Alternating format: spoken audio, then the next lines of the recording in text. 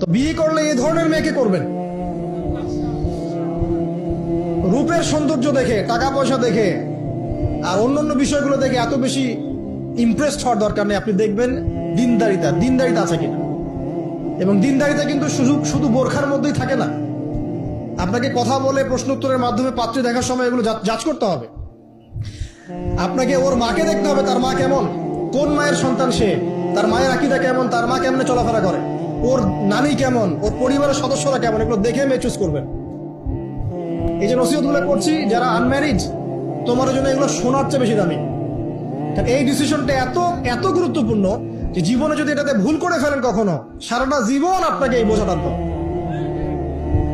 এবং এমন কষ্ট আসবে যেটা আপনার ওই যে বিয়ের পর নতুনত্বর সাময়িক সুখ থাকে 1 বছর 2 বছর 2.5 বছর 3 বছর পরে দেখবেন সারা জীবনটা জাহান্নাম হয়ে গেছে।